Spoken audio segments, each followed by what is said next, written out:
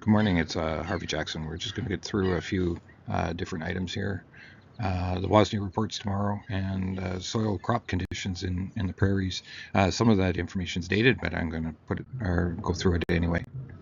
So the WASDE reports, I'm just going to flash through here. I know it's important for tomorrow, but probably the biggest thing that we're worried about is likely the wheat side of things for at least the prairie provinces. But other than that, it's probably not going to be a big deal. The other areas that are probably of concern is seeding progress. We can probably stop showing any of these maps, but I'm going to flash through them pretty quick. Manitoba is at 99% planted, and so is Saskatchewan here.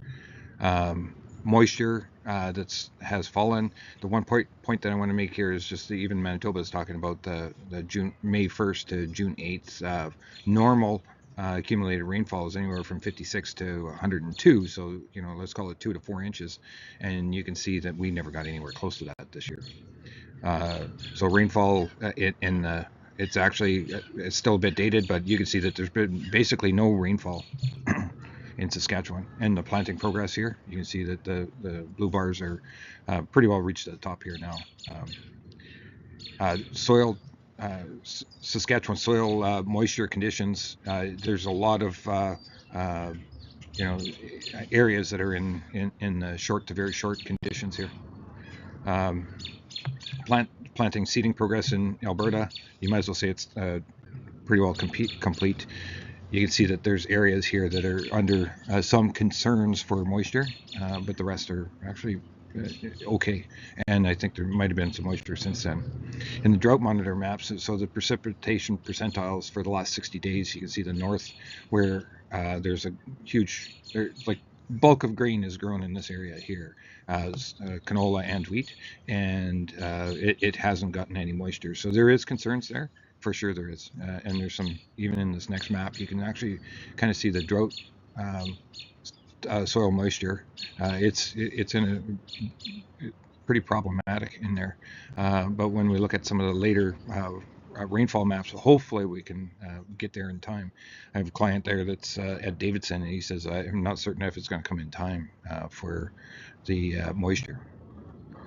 India has good growing conditions both for their rice and their wheat, and they're replenishing some of their stockpiles and probably getting rid of some of the stockpiles in India for rice. And I've seen reports where Japan is actually releasing some of their stockpiles because it's so short and the price of rice is so high in that country.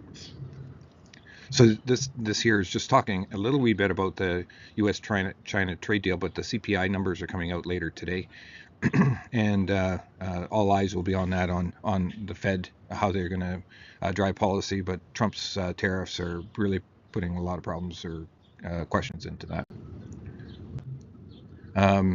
Soil moisture in you're going to say Ukraine and Russia is a bit of a bullseye here. Lots of problematic growing conditions. Wheat is grown in those areas, and your winter rapeseed as well. Here you can just see the active weather across the. It's not that active actually, but so I'm going to just flash through some of these different. So this is GFS and how it's building moisture, and you have to look at the dates. We're getting into the 20s before you get any moisture there. And the same thing with the artificial intelligence. It's adding moisture not until you get into the teens and 20s. This one here is the ensemble. But again, still adding moisture over there. So let's just have a quick look at the canola or the market here. Canola is up, rapeseed is down, soybean oil is flat basically, and the wheats are slightly up. This is not the good trend that you see on the July. I would say if we haven't made sales there, we're going to have to, because it's starting to get pretty ugly there. You're getting back to these levels where we were putting on sales for the whole year previously on the previous highs. Your November contract, it's not showing the same thing, but it's basically made a triple top here, and it looks a little toppy. Still looking at that three-way up here, or just going short futures. Make sales here, please, if you're comfortable. If not, you're doing this three-way and short with your brokerage account. Canola, old crop versus new, $18 spread. And here we are with the rapeseed. It's actually looking pretty strong here. It pulled back a little bit today, but it's still pretty strong. Your soybean oil, it still looks like we're in an uptrend, but it's at the bottom end of this channel. Crude oil futures, it just keeps on breaking ahead of these other little peaks that it's made. Probably upside objective would be looking at $70. Canadian dollar, it's got some strength here as well. Wheat, so far this week we have not been able to continue this trend. We broke the trend obviously, but still looking at if you're going to be rolling contracts, it's probably best to price it than roll it here at this point.